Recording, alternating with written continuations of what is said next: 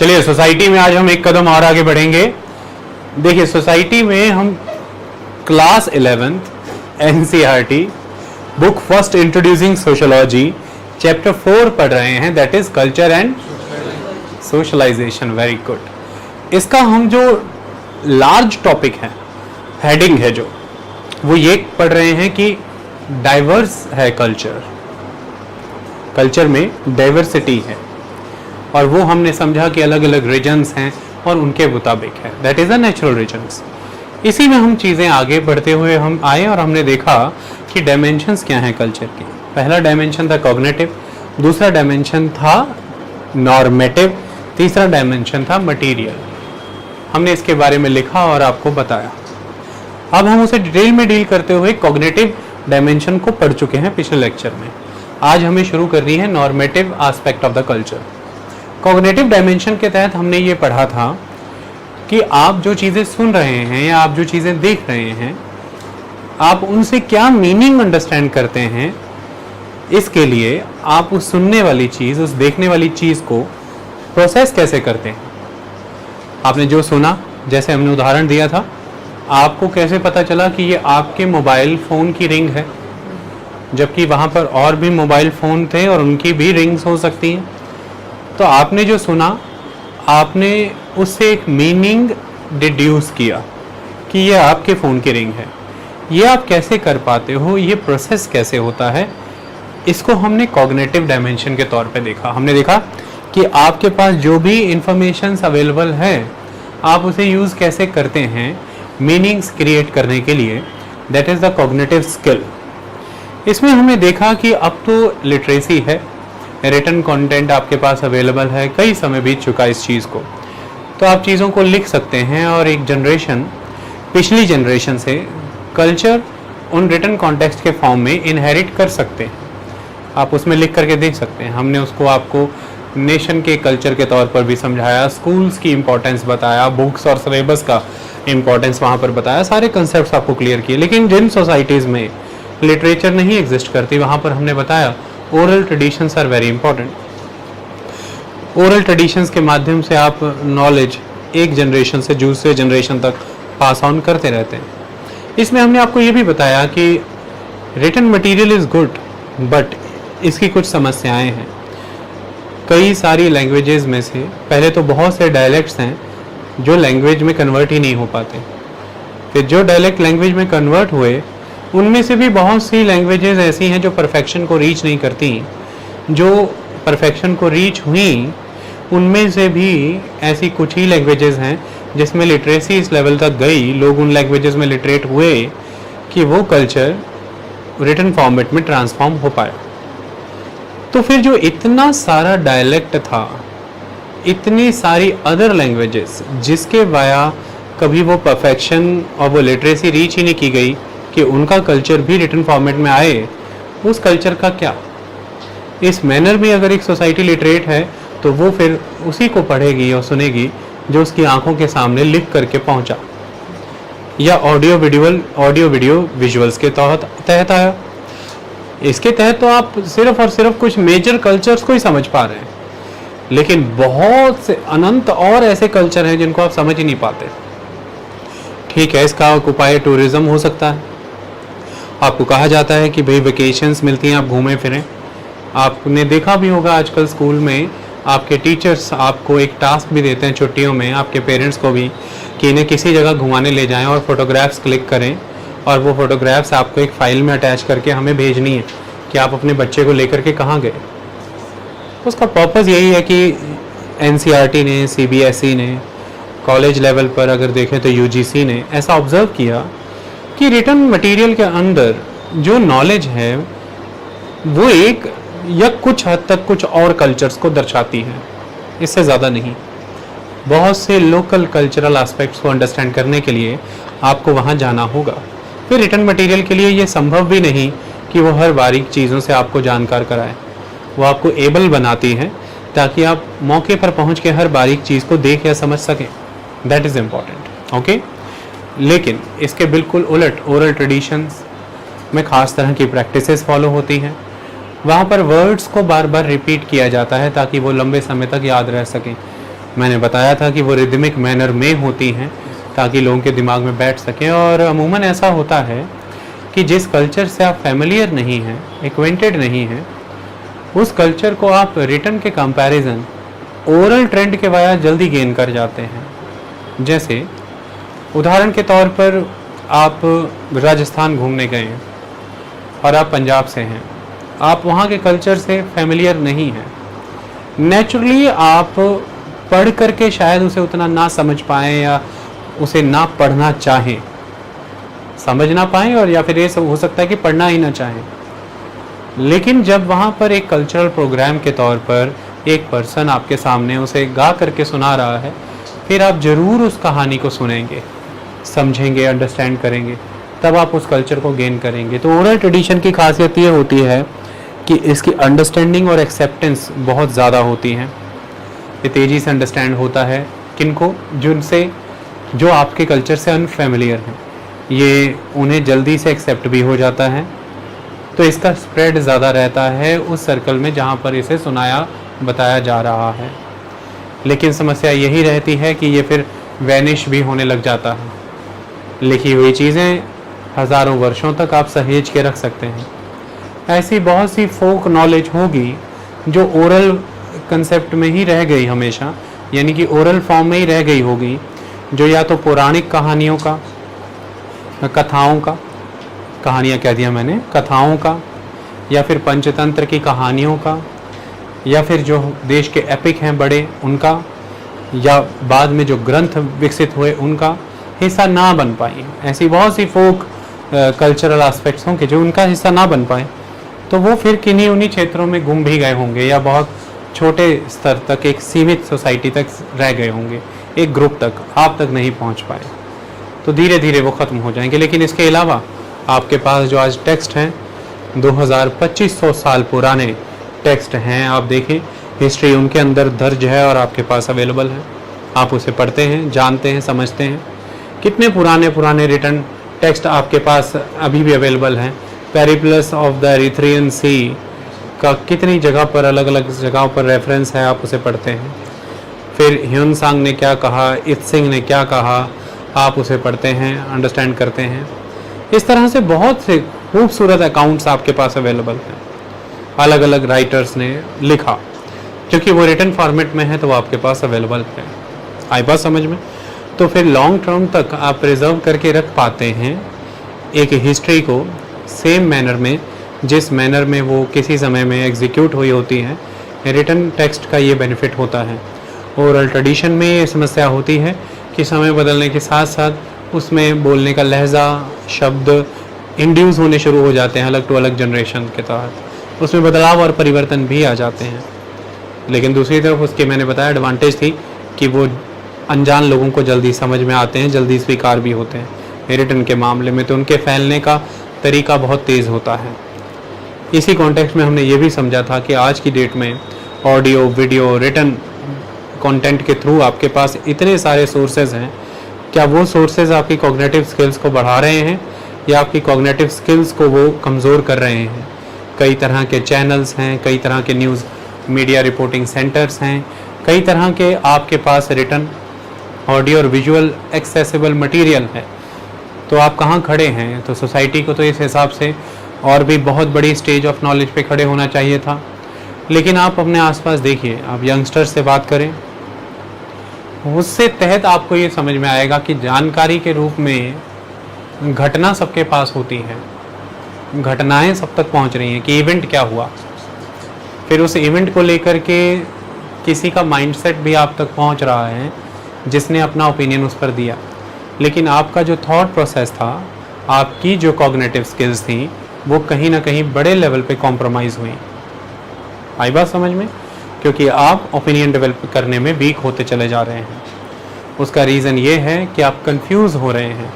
उसका रीज़न ये है कि मल्टीपल सोर्सेज कभी भी बुरे नहीं होते, लेकिन मल्टीपल सोर्सेज आ जाने की वजह से, आपका उन मल्टीपल सोर्सेज पे एक्सेस होने की वजह से आप ये नोटिस कर पा रहे हैं कि आपके पास वो समय, आपके पास वो एक्सपर्टीज़ नहीं आ पा रही कि आप खुद के ओपिनियंस को भी एक समझ पाएँ, डेवलप कर पाएँ। आप असेसमेंट कर पाएँ उस इवेंट की, उस सिचुएशन की। हालांकि सबसे इम्पॉर्टेंट चीज़ ये है कि डाइवर्सिटी ऑफ ओपिनियन होना चाहिए। डाइवर्सिटी ऑफ ओपिनियन होने से आप एक करेक्ट ओपिनियन की तरफ पहुंच पाते हैं, आपका थॉट प्रोसेस अच्छे मैनर में डेवलप होता है, अक्सर ऐसा कहा जाता है। लेकिन मुद्दे की बात यह है कि आप ये कैसे पता लगाएंगे कि ये ओपिनियन डाइवर्सिटी ऑफ ओपिनियन है। डाइवर्सिटी ऑफ ओपिनियन को समझना भी ज़रूरी है ना। मान लीजिए कि किसी एक पर्सन के सपोर्ट में 6 अलग मीडिया चैनल उस खबर को 6 अलग एंगल से बना करके चला रहे हैं, लेकिन उनका मूल यही है कि सपोर्ट करना है, और 6 मीडिया चैनल्स का मूल है कि इसे अपोज करना है। आप इसे तो ये कहेंगे कि आज की डेट में तो मेरे पास 12 सोर्सेज हैं, तो फिर आज तो मैं वेल फाउंडेड हूँ, मैं वेल थॉट ऑफ हूँ, मेरे थॉट प्रोसेस तो बहुत साउंड है, क्योंकि मेरे पास डाइवर्स सोर्सेज हैं। तो मेरी तो डाइवर्सिटी ऑफ ओपिनियन इतनी ज़्यादा मेरे पास आ रही है कि मेरा खुद का ओपिनियन बड़ा बैलेंस्ड होगा, मैं सबको सुनूंगी। एक्चुअली में आपने वो जो 6 एक सपोर्ट में थे और 6 खिलाफ में थे, आप ये समझ नहीं पाए कि एक्चुअली में वो एक ही है। उधर से वो एक है, इधर से ये एक है। सोर्सेज आपके पास 2 ही है, एक विरुद्ध में है, एक उसके फेवर में है, लेकिन आपने उसे डाइवर्सिटी समझा। पहले तो आपकी सबसे बड़ी गलती यही हुई, यही समस्या है कि आपकी कॉग्निटिव स्किल्स इस तरह से वीक पड़ रही हैं। और दूसरी बात कि आप ये समझ ही नहीं पाए कि पर्पस क्या रहता है न्यूज़ चैनल्स का। क्यों? क्योंकि न्यूज़ चैनल्स की भरमार इतनी होती गई कि हमें ये समझाने बताने वाला कोई बचा ही नहीं। हमारे पास समय भी नहीं बचा कि हम विचार कर पाएँ कि actual purpose of the news channel क्या है। बैलेंस्ड न्यूज़ किसे कहते हैं? Balanced news is not the balanced news. अगर आप कहेंगे तो उसमें आपको ये नज़र आएगा कि बहुत से लोग हैं जो खुद को ये बताएंगे कि हम न्यूज़ बैलेंस करते हैं, हम गवर्नमेंट के अगेंस्ट भी न्यूज़ चलाते हैं, और जो न्यूज़ किन्हीं और पॉलिटिकल पार्टीज़ के अगेंस्ट हम वो भी दिखाते हैं, गवर्नमेंट के अच्छे किए काम भी बताते हैं। ये हमारी बैलेंस न्यूज़ है। दूसरी तरफ एक पर्सन आपको ये कहता नज़र आएगा कि मैं ऐसे बैलेंस नहीं करता क्योंकि मैं दुकानदार नहीं हूँ, आई एम नॉट शॉपकीपर। जो करते हैं करते होंगे, मैं जिस तरह की खबर दिखा सकता हूँ मैं वही दिखाता हूँ, उसको मैं बैलेंस करता हूँ, मेरी वो खबर पूरी बैलेंस्ड होती है। अगर उसमें कोई समस्या हो तो आप मुझे बताएं। एक्चुअली में बैलेंस्ड न्यूज़ सही मायने में ये है कि आप एक श्रोता हैं और एक पत्रकार का काम है आप तक सभी पक्ष पहुंचाना, आप तक सभी पक्ष पहुंचाना। एक बात आप याद रखिएगा, सोसाइटी में कन्फ्यूजन्स कब क्रिएट होती हैं? जब हम अपने जुरिस्डिक्शंस को आगे बढ़ा लेते हैं, तब खराबी होती है। जैसे पत्रकार का काम न्याय देना नहीं है, पत्रकार का काम जजमेंट देना नहीं है, पत्रकारों का काम एक तरह से जस्टिस बेंच बैठाना नहीं है। लेकिन जब न्यूज़ चैनल्स पे 6 लोग बैठ करके एज ए पैनलिस्ट खुद ही कोर्ट बन जाते हैं और वो जस्टिस देना शुरू कर देते हैं, और at the end show and होने तक जजमेंट आ जाता है कि ये सही है गलत, तब हम प्रॉब्लम क्रिएट कर रहे हैं सोसाइटी के लिए कि हम सोसाइटी को कंफ्यूज कर रहे हैं, हम उसमें कॉग्निटिव स्किल्स डेवलप नहीं होने दे रहे। वाई? पत्रकारों का काम आपके सामने सभी पक्ष प्रस्तुत कर देना था, निष्पक्ष भाव से, निष्पक्ष तरीके से सभी पक्ष प्रस्तुत कर देना आपके सामने। और उसके बाद अब वो मामले पर सुनवाई कोर्ट में होती है। फिर कोर्ट क्या प्रोसीड कर रहा है? जब आपके सामने सभी पक्ष प्रस्तुत कर दिए, जर्नलिज्म को अब वहां पर रुकना होता है। नेक्स्ट काम करने के लिए जुडिशरी है। जब जर्नलिज्म ही जुडिशरी का, लेजिस्लेचर का, एग्जीक्यूटिव का, सबका काम करेगा, तो फिर वो आपको कंफ्यूज कर रहा है। तो नेक्स्ट काम जुडिशरी को करना है। फिर जुडिशरी ने वो काम कैसे किया, इसे भी जर्नलिज्म को निष्पक्षता से रिपोर्ट करना। तो reporting is very important thing. Report करना इंपॉर्टेंट है। What we are doing actually, we are creating meanings of so many thing. जो मीनिंग हमने क्रिएट किया, हम लोगों के दिमाग में उसे फिट कर रहे हैं। इसे कहते हैं अपने विचारों को किसी पे ठूस या ठोप देना, और ये सब कर रहे हैं। इसलिए मीडिया एक बड़ी एजेंसी यानी कि एजेंट बन चुकी है अपने व्यूज़ आपके दिमाग में सेटल करने के लिए, जबकि टिपिकली उसका नेम न्यूज़ रखा गया था। और न्यूज़ का मीनिंग ये है कि आप तक खबर आए, निष्पक्ष आए। निष्पक्ष का मतलब ही है हर पक्ष की आए। आई बात समझ में? ये एक इम्पॉर्टेंट चीज़ है। जैसे मैं अभी के उदाहरण से आपसे एक प्रश्न करना चाहता हूँ। देखिए, लखीमपुर खीरी उत्तर प्रदेश, बहुत दुखद घटना हुई वहाँ पर 2 या 3 गाड़ियाँ थी जो अभी तक की पिक्चर्स में आती हैं, और उनमें से एक गाड़ी जीप थी जिसे हम थार कहते हैं। उन्होंने वहाँ पर प्रदर्शन कर रहे लोगों को, जो कि अब तक की इमेज में नज़र आता है कि शांतिपूर्ण प्रदर्शन कर रहे थे, उस मौके पे जो कर रहे थे, जिनको रौंदा है, उनको रौंदते हुए कुचलते हुए गाड़ियाँ चली गई, मर गए वो लोग। ये एक एलिमेंट है, इसकी रिपोर्टिंग होना बहुत ज़रूरी थी, क्योंकि हम देशवासी ये डिसाइड करें कि क्या लोकतंत्र में ये एक्सेप्टेबल है कि लोग यदि प्रदर्शन कर रहे हैं तो उन्हें इस तरह से कुचल दिया जाए, पहली बात। फिर अगर ये कह भी रहे हैं कोई मंत्री, तो मैंने अभी बताया कि पत्रकारिता की जिम्मेदारी है कि निष्पक्ष तरीके से हर पक्ष दिखाएं, तो मंत्री को दिखाना ज़रूरी है। किसानों को भी वहाँ पर जो प्रदर्शन कर रहे थे, ये कहा गया कि वो मेजॉरिटी किसान थे, तो किसानों का भी पक्ष दिखाया गया। उन्होंने कहा हम शांतिपूर्ण तरीके से प्रदर्शन कर रहे थे, और फिर मंत्री जी का भी पक्ष दिखाया गया, और मंत्री जी ने ये बताया कि भाई कोई पत्थरबाजी और लठबाजी वहाँ कर रहे थे, गाड़ी पर पत्थर और लाठियाँ मार रहे थे, इसलिए बैलेंस बिगड़ गया। वीडियोस देख के क्लियर होता है कि ये सही नहीं है। ऐसा नहीं लगता कि बैलेंस बिगड़ा है, ऐसा लगता है कि पूरे कॉन्शियस माइंड के साथ एक रफ्तार से गाड़ी चली और उसने ये एक्ट किया। टक्कर मारने के बाद बैलेंस बिगड़ा जरूर है, ये वहाँ पर नजर आया। ये सब ठीक था।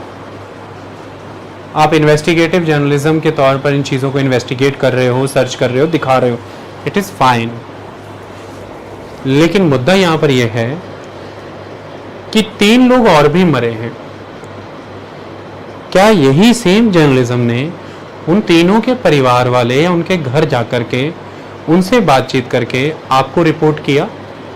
आपने उनकी फैमिलीज को देखा, आपने उनके परिवारों को सुना कि उनकी बेटी, बेटा, पत्नी, माता पिता किस अवस्था में है? हमारे देश में एक नियम है कि अगर एक घर से कोई एक मर्डरर है, पुलिस और कोर्ट उस मर्डरर को ही पकड़ के ट्रायल पे लेती है और पनिशमेंट उसी को दी जाती है, बाकी घर वालों को पनिशमेंट नहीं दी जाती। ये एक बात। तो अब अगर उस घटना में ये घटना हुई कि वो लोग मरे जिनको कुचल दिया गया, बदले में भीड़ के द्वारा, प्रदर्शनकारियों के द्वारा फिर उन्हें भी मार दिया गया जो लोग वहाँ पर ऐसी घटना को अंजाम दे रहे थे, लेकिन मीडिया के लेवल पर उसकी रिपोर्टिंग होनी भी ज़रूरी थी कि वो फैमिलीज़ क्या कहती हैं, वो कहाँ खड़ी हैं, उनकी दुख भरी दास्तान और कहानियाँ क्या हैं। उन्हें भी तो नहीं पता होगा कि वो घटना आज वहाँ पर हो जाने वाली हो, लेकिन वो घटना वहाँ पर हुई। लेकिन ये नहीं दिखाया जाएगा क्योंकि वहाँ पर ये नाम आएगा कि वो बीजेपी के वर्कर थे या बीजेपी पार्टी से जुड़े हुए थे। पत्रकारों का ये मुद्दा नहीं होता। किसान जब किसान हैं तो इस मौके पर जब ऑपोजिट में जो मरा है वो भी आपके लिए एक पात्र ही है जिसको आपको रिपोर्ट करना है, आपको कवर करना है। ये निष्पक्षता यहाँ पर ज़रूरी है। ये नहीं होगी तो आप समस्या में आ जाएंगे, क्योंकि आप उन्हें सुन ही नहीं रहे, आप उनको और उस पक्ष को देख ही नहीं रहे। वह भी देश के नागरिक होंगे, उनके माता पिता, उनके परिवार के लोग, उन्हें भी समस्याओं से अब गुजरना होगा और ये देखना पड़ेगा कि वो वहाँ पर अब कैसे जी पा रहे हैं। तो दोनों ही परिवार इस समय परेशानी में हैं। जिनके लोग कुचले गए नेचुरली वो बहुत परेशानी में है, और जिन्होंने कुचला वो वहाँ मारे गए उनके भी पीछे परिवार परेशानी में ही है। यहाँ पर ना तो किसी के साथ कंसर्न होना चाहिए और ना ही हमें किसी के साथ फुली एलियन होना जरूरी होता है। पत्रकारिता में दोनों ही पक्ष जरूरी हैं आपके सामने। इसी निष्पक्ष कहते हैं कि आप किसी एक पक्ष में नहीं हैं। तब आप वो देखते हैं जो ट्रू होता है, तब आप डिसाइड कर पाते हैं कि यार दिस इज द सिचुएशन, कि अब समस्या ये हो रही है कि उनके परिवार वाले हो सकता है यहाँ पर समाज के बहिष्कार को झेल रहे हो, समाज उन्हें बहिष्कार कर रहा हो, तो आप इस पर भी फिर आवाज़ उठाएंगे कि भाई उन्हें तंग क्यों कर रहे हो, उनके घर वालों ने गाड़ी चढ़ाई, ये लोग तो खुद दुखी होंगे उनसे, तो अब आप इस परिवार को तंग ना करें। लेकिन ये तब आप देखोगे ना जब रिपोर्टिंग होगी। जब रिपोर्टिंग ही नहीं होगी तो आप ये देखोगे भी कैसे? और ये रिपोर्टिंग हो नहीं रही क्योंकि पत्रकार कम्युनिटी ये डिसाइड ही कर चुकी होगी पहले ही कि हमने तो जस्टिस कर दिया कि ये कातिल है और ये बीजेपी से हैं, तो हमने इनको नहीं दिखाना। या जिन पत्रकारों का बीजेपी से लगाव बहुत है, वो बार बार किसानों को, प्रदर्शनकारियों को डिस्ग्रेस करेंगे और ज़्यादा इन घर के लोगों को दिखाएंगे। इनकी भी एक बीवी है, इनका भी बच्चा है, इनका भी है, कि आपकी कंसर्न इस फैमिली से ज़्यादा हो जाए एज कंपेयर टू वो जो कुचले गए। ईदर मैनर में आपका जो सोच है वो बायस्ड हो सकती है। आपकी सोच एक पहलू की तरफ जा सकती है, एक पक्ष की तरफ जा सकती है, अनबायस्ड नहीं होगी। क्यों? आपकी कॉग्निटिव स्किल्स जो हैं, आपकी समझने की क्षमता जो है, आपकी उस इंफॉर्मेशन को प्रोसेस करने के बाद जो मीनिंग क्रिएट करने की कैपेबिलिटी है, उसे कैप्चर किया जा रहा है और ये बहुत डेलिब्रेटली हो रहा है वर्ल्ड लेवल पर। आपने एक वर्ड हमेशा सुना होगा कि इस पूरी दुनिया को, लोगों को पता भी नहीं वो क्या है, कि इस पूरी दुनिया को इल्यूमिनेटी चला रहे हैं। इंटरनेट पे इसके लिए वीडियो बने रहते हैं। एक मेरा बच्चा, मेरे पास कोचिंग लेने वाले बच्चे भी आते हैं, तो वो भी कहते रहते हैं कि सर एक बात पूछनी है, तो मैंने सुना था इस पूरी दुनिया को इल्यूमिनेटी चला रहे हैं। मैंने कहा अच्छा क्या है वो? कहते सर वो एक आँख है, एक ट्राइंगल है, उसमें एक आँख है, वो आँख पूरी दुनिया को देख रही है। मैं अच्छा? कहते सर सारी वर्ल्ड की गवर्नमेंट्स को इल्यूमिनेटी चला रहे हैं, जैसे इंडिया में जैसे मनमोहन सिंह जो थे, उधर जो ओबामा हैं, ये सारे एक्चुअली में इल्यूमिनेटी। तो मैं सुन के हैरान हो जाता हूँ कि कितना हमारी कॉग्निटिव स्किल्स कितनी कैप्चर्ड हो गई। हम इल्यूमिनेटी मीनिंग भी नहीं समझ पा रहे कि इल्यूमिनेटी कौन होते हैं। आप कौन हैं, जरा घर जा कर के सवाल करिएगा। जब मैं आपको ये लेक्चर दे रहा हूँ, आपको मैं एवरीडे नॉलेज दे रहा हूँ, तो आप कौन हुए?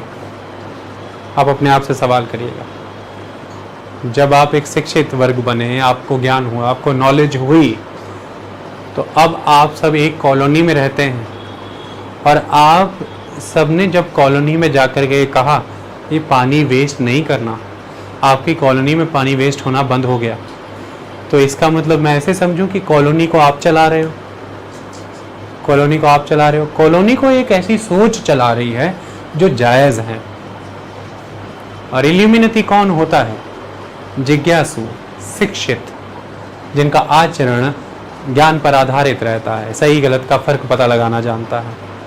इस तरह की बहुत सी सीक्रेट सोसाइटीज़ हमेशा वर्ल्ड लेवल पे डेवलप होती रही हैं, जो गवर्नमेंट्स और जो उस समय की स्टेट मशीनरी या किंगडम है उसकी खिलाफत करते हैं। भारत में भी ऐसी सीक्रेट सोसाइटीज़ डेवलप हुई थी, जैसे कि अभिनव भारत, अनुशीलन समिति, ये सब सीक्रेट सोसाइटीज़। इसी तरह से जर्मनी के बवारिया एरिया में किसी ज़माने में सीक्रेट सोसाइटीज़ का जन्म हुआ, जिसमें से एक सीक्रेट सोसाइटी का नाम इल्यूमिनेटी रखा उन्होंने। It is nothing. उन इल्यूमिनेटी की टीचिंग्स, उनके प्रिंसिपल्स, उनकी गाइडेंस के बेसिस पर बहुत से वर्ल्ड के ऐसे पॉलिटिशियंस, म्यूजिशियंस, सिंगर्स, डांसर्स हैं जो इस आइडियोलॉजी को सब्सक्राइब करते हैं, and they all are Illuminati, nothing else. लेकिन वो सिंगर भी इल्यूमिनेटी था, वो पॉप सिंगर भी इल्यूमिनेटी था, वो डांसर भी इल्यूमिनेटी था, ये सब इल्यूमिनेटी हैं, इनको सबको ऐसे कर। और हम भी कह रहे हैं मुझे भी इल्यूमिनेटी बनना है। तू बेटे रोज स्कूल जाए तो इल्यूमिनेटी तो है।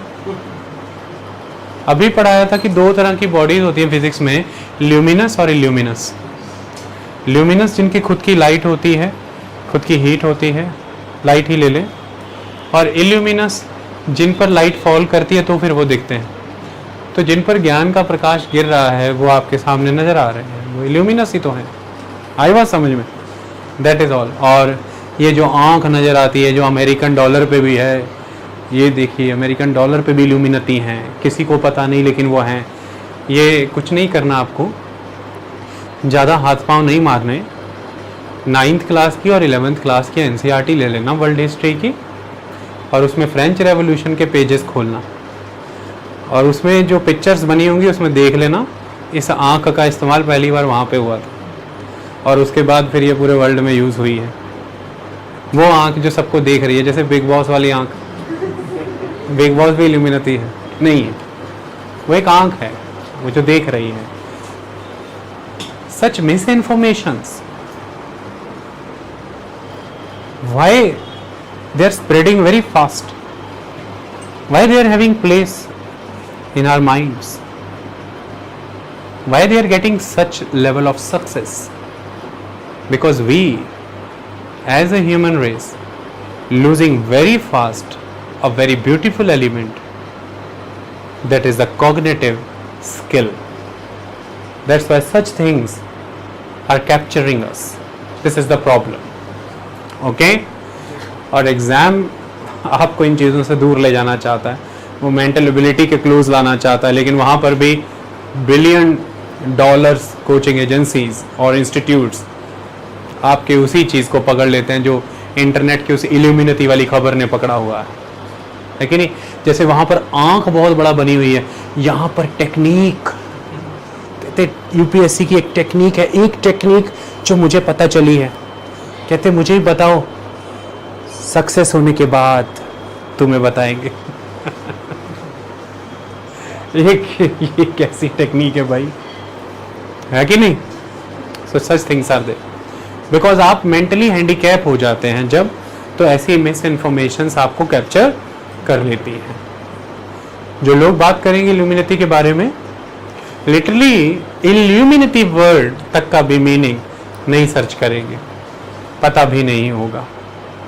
इल्यूमिनेटी का मतलब उनके लिए कोई चील, बाज या चिड़िया है, या इल्यूमिनेटी कुछ होते हैं, या किसी का नाम है लुमिनेटी। इल्यूमिनेटी भी नहीं बोलेंगे, लुमिनेटी, लिमिनेटी, कुछ भी बना देंगे। That is all, that is not a thing. So हमने इन चीज़ों पर चर्चा की पिछले लेक्चर के माध्यम से। आपको इन इंफॉर्मेशन के सोर्सेज के तहत जाना है, आपको समझना है, लेकिन आपको ये देखना है कि इनके कितने लाभ और कितने नुकसान हैं। ये दोनों चीज़ों को अंडरस्टैंड करना है। लाभ बहुत कम हुआ और एक्चुअली में ये प्रोपेगेंडा, एजेंडा और एडवर्टीजमेंट का आधार बन चुका है। किसी की इच्छाएं, किसी की सोच बन जाए। जैसे मेरी एक इच्छा है, सपोज कीजिए मेरी इच्छा है कि आप बहुत ज़्यादा पसंद करें मेरे इंस्टीट्यूट को। मेरी इच्छा आपकी जब सोच बन जाएगी कि फोकस ही बेस्ट है, ये एक कंसेप्ट हुआ। किस तरह का? कि मैंने आपके स्किल्स को कैपिटलाइज कर लिया। अब इसके लिए मैं कोई भी मशीनरी यूज़ करूं, लेकिन जब मेरे एफर्ट्स, मेरे जेन्युइन एफर्ट्स आपके सोच बनेगी, ये जेन्युइनिटी है, ये कॉग्निटिव स्किल्स हैं। मेरी इच्छाएं आपकी सोच ना बने, मेरे एफर्ट्स आपकी सोच बने। जब एफर्ट्स हों, उन एफर्ट्स को असेस करें, ऑब्जर्व करें, और तब आप कहें कि now this is best, this is different, this aspect is different aspect. इसलिए मेंस के क्वेश्चंस, प्रीलिम्स के क्वेश्चन ऑलवेज हम डिस्कस करते ही रहते हैं, करते ही रहते हैं, ताकि इच्छा को सोच ना बनाओ, एफर्ट्स को सोच बनाओ। समझ में आई बात? ये आप किसी के दिमाग से प्रभावित नहीं हैं, आप किसी के विचारों से प्रभावित हैं। विचार जो कि तर्कसंगत है, जो कि तर्कसंगत है, ये हमें समझना पड़ेगा। तो ज़्यादा प्लेटफॉर्म ऑफ लर्निंग, ज़्यादा सोर्सेज ऑफ एजुकेशन, कभी भी ये मीनिंग नहीं है कि ज़्यादा लेवल ऑफ लिटरेसी। और ज़्यादा लेवल ऑफ लिटरेसी कभी भी ये मीनिंग नहीं है higher level of cognitive skills. और higher level of cognitive skills कभी भी ये मीनिंग नहीं है कि high level of intellectual thinking. और high level of intellectual thinking कभी भी ये मीनिंग नहीं है the more productive society. Intellect है कोई, टेररिस्ट भी तो हो सकता है, person can be terrorist also. So such things, literacy we need, definitely literacy है, तो literacy at the first stage we need. Literacy के बाद we always need a level of education, a level of cognitive skill. लेकिन cognitive skill का मतलब कभी भी ये नहीं हो पाएगा कि ये है तो फॉर श्योर है कि अब high level of intellect he create हो रहे हैं। आई बात समझ में? तो हाई लेवल ऑफ इंटेलेक्ट होने का मतलब ऑलवेज ये नहीं होगा कि हाई लेवल ऑफ सोसाइटी जो कि पब्लिक इंटरेस्ट में सोचे ऐसी ही डेवलप हो रही है। इसलिए ऑलवेज मॉरल एजुकेशन की नीड सोसाइटी में थी, है और हमेशा रहेगी, क्योंकि इन सभी को डायरेक्शन पे रखने का काम पैरेलली वो एजुकेशन करती है। Okay, the morals, the practices, the norms, the rules, such things are always needed. आपने पढ़ाई की, आपने उससे एक साइंस सीखी और वो साइंस थी न्यूक्लियर साइंस। आप वो न्यूक्लियर साइंस का यूज़ एक बॉम्ब बनाने में करते हैं। वो बॉम्ब की इंफॉर्मेशंस आप किसी ऐसे नॉन स्टेट ग्रुप को देते हैं या टेररिस्ट फ्रंट को देते हैं, या आप वो बॉम्ब बनाने की इंफॉर्मेशंस या बॉम्ब बनाने की टेक्नोलॉजी से नेशन की पीसफुल स्ट्रेंथ को और ज़्यादा इन्हांस करते हैं। ये डिसीजन डिपेंड करेगा कि आप मॉरली कितने वेल फाउंडेड हैं, कितने साउंड हैं। और उसके लिए सोसाइटी में बहुत सी चीज़ें एग्जिस्ट करती हैं डे वन से, बहुत सी प्रैक्टिसेस एग्जिस्ट करती हैं, क्या करना है, क्या नहीं करना है, क्या सही है, क्या गलत है। और वो आ जाता है अब आपके कल्चर का normative dimension. Normative dimension, that is the rule of conduct, कि कंडक्ट कैसा करना है। पहला कॉग्निटिव डायमेंशन था, कॉग्निटिव अंडरस्टैंडिंग, स्किल, जिसके माध्यम से आप इस लेवल पर अब प्रोसेस करने लगे हैं कि द सेम न्यूक्लियर मटेरियल, उसके सामने भी, मेरे सामने भी, फिर मेरी कॉग्निटिव स्किल्स इतनी है कि उसके लिए वो न्यूक्लियर मटेरियल यूजलेस चीज़, कोई चीज़ है, लेकिन मेरे लिए मैं उसे देख करके, मैंने उसे देखा और मैंने उसको देख के वो प्रोसेस किया जिससे मैंने ये मीनिंग क्रिएट किया कि ये तो चेन रिएक्शंस कर सकता है। और इस चेन रिएक्शन का यूज़ हम कर सकते हैं सिविल एनर्जी डेवलपमेंट में, जैसे कि पावर सेक्टर में, और या फिर पीसफुल रिलेशंस अगर इस्टेब्लिश करने हैं वर्ल्ड लेवल पर, तो न्यूक्लियर पावर इससे बन सकती है, यानी कि न्यूक्लियर वेपन्स बना सकते हैं हम। दोनों की कॉग्निटिव स्किल्स का अंतर आपने देखा। लेकिन अब मेरी ये जो कॉग्निटिव स्किल थी, इसमें मैंने वर्ड जब यूज़ किया कि civil energy sector, civil uses of the nuclear energy, और second aspect is the nuclear weapon for a state, naturally for the peaceful relations. Word क्या था? Peaceful relation. वो सिविल यूज, वो पीसफुल रिलेशन, ये जो मैं गाइडेड हूँ, ये मेरी जो कॉग्निटिव स्किल्स की एक गाइड है, एक गाइडेड पाथवे है, it is due to that normative aspect of the culture. आई बात समझ में? It is due to the normative aspect of the culture. Very very important. पहला एकदम घातक हो जाएगा अगर ये दूसरा नहीं होगा तो। पहला घातक हो जाएगा अगर ये दूसरा नहीं होगा, और पहला नहीं है तो दूसरा यूजलेस है। ओके, जो पानी का इस्तेमाल करना है का महत्व ही नहीं पता कि पानी का इस्तेमाल क्या करना है, तो ये सीख के क्या करना कि पानी का इस्तेमाल कैसे करना है। पानी का इस्तेमाल क्या करना है ये पता तो होना चाहिए ना, कि पानी का इस्तेमाल खेतों में करना है भाई, एग्रीकल्चर में इरिगेशन करना है। ये हमारी कॉग्निटिव स्किल है कि we need to learn how to use water. हमने ये सीख लिया, it is a cognitive skill. अब तभी तो बात आएगी ना कि भाई जुडिशियसली यूज करना है यार, कैसे सही ढंग से कैसे यूज करना है, जुडिशियसली थी सबको मिले। उसके लिए फिर रूल ऑफ कंडक्ट बनाया जाएगा ना, कि भाई इसके 4 खेत हैं, इन 2 दिन इसके खेतों में पानी लगेगा, फिर तेरे खेतों की बारी है, तुम सबको एक दूसरे के खेतों में पानी जाने के लिए रास्ता देना होगा। किसी का पानी कोई रोकेगा नहीं, रोकेगा तो उसको फाइन लगेगा। फिर किसी के पानी को कोई रात को जाके मोड़ेगा नहीं, वेस्ट नहीं करेगा। ये रूल ऑफ कंडक्ट बहुत जरूरी है। तो पहले ही अगर है और दूसरा नहीं है तो पहला घातक भी हो जाएगा, लेकिन पहला है ही नहीं तो दूसरे का तो फिर कोई पर्पज ही नहीं है कि नहीं। अब एनिमल की कॉग्निटिव स्किल्स बिल्कुल अलग हैं ह्यूमन से, तो फिर दूसरा जो है वो है ही नहीं, कहीं नजर ही नहीं आता। दूसरा सिर्फ इस फॉर्म में है कि संबंधों का आधार 2 ही है, शिकार और शक्ति, बस यही है। कारण इतना ही है, बंदर पेड़ पे रहेगा क्योंकि शक्ति, भय है, थ्रेट है, ये जमीन पे रहूंगा तो उड़ा दिया जाऊंगा शेर के द्वारा। पेड़ ही ठीक है भैया, अपन वहीं पे रहेगा। शेर को पता है भाई ये पानी के किनारे किनारे ही रहो, थोड़ा सा अंदर गया तो मगरमच्छ खींच लेगा, उसको वहां भय है। मगरमच्छ जानता है कि पानी के अंदर ही रहें भाई, और जो बाहर जाएं तो 2-4 इकट्ठे जाएं, ध्यान से जाएं, वरना कब गर्दन से पकड़ करके तेंदुआ ले जाएगा कोई पता नहीं। तो संबंध भय के आधार पर, उनमें जो डिसिप्लिन है वो फियर, थ्रेट के बेसिस पे। आप में जो डिसिप्लिन है वो डर के आधार पर नहीं होना चाहिए। डरा करके किसी को डिसिप्लिन नहीं बनाया जा सकता। आप में जो डिसिप्लिन है वो आपको समझना है कि उसका पर्पस क्या सर्व होगा। What is the purpose of the discipline? What is the purpose of the discipline? So the purpose of discipline is not like कि आप गाड़ी आराम से मत चलाओ, आप गाड़ी आराम से चलाओ क्योंकि आपकी जान बहुत जरूरी है।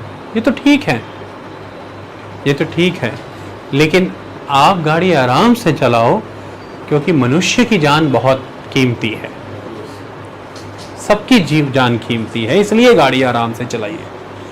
आई बात समझ में? और जहाँ जानवर हैं वहाँ आप ही से ही एक्सपेक्ट किया जाता है, जानवर से नहीं।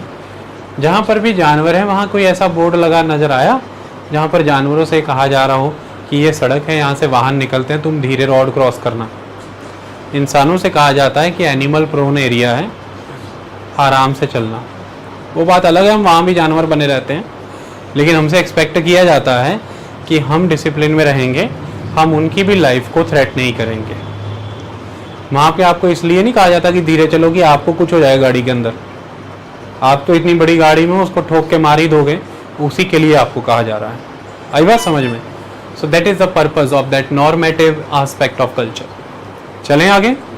हम कैसे पिछले से इस तक आए? आपने ये हुनर सीखा, आपने सीखा कि पढ़ाई कैसे करनी चाहिए, क्यों हमें इसे रट्टा नहीं लगाना, कि डायमेंशन ऑफ कल्चर क्या थे। तो कॉग से क्या था? Cog, it is cognitive. इसका एक पर्पस है, वो मैंने बताया। देन नॉर्मेटिव, उसका जन्म मैंने कराया कि कैसे वो एग्जिस्टेंस में आया। ठीक है। अब नॉर्मेटिव में अगर हम आते हैं, नॉर्मेटिव एस्पेक्ट्स ऑफ कल्चर, तो मैंने क्या लिखा? Folkways, modes, customs, conventions, laws. Actually में नॉर्मेटिव एस्पेक्ट क्या है?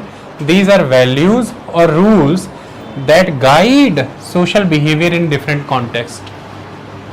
ये वो वैल्यूज होते हैं, ये वो रूल्स होते हैं जो आपके सोशल बिहेवियर को गाइड करते रहते हैं डिफरेंट कॉन्टेक्स्ट में।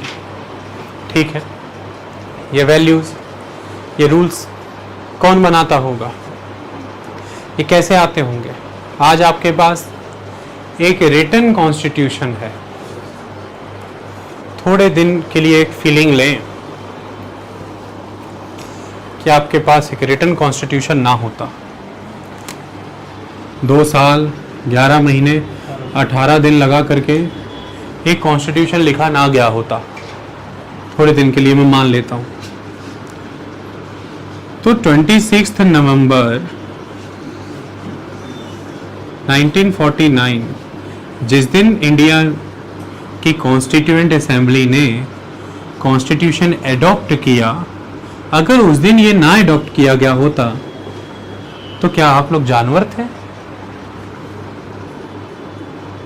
क्या आपकी एग्जिस्टेंस, आपका कंडक्ट, आपका बिहेवियर अनगाइडेड था,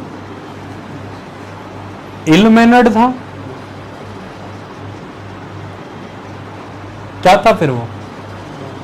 तो सिंपल, फिर यहां पे ब्रिटेन आ जाएगा। ये ब्रिटेन के साथ ऐसा ही है कि एक समय में बैठ के उसका संविधान एक टाइम के अंदर नहीं लिखा गया है, लंबे समय से, किंग जॉन के समय से, 1206 से ही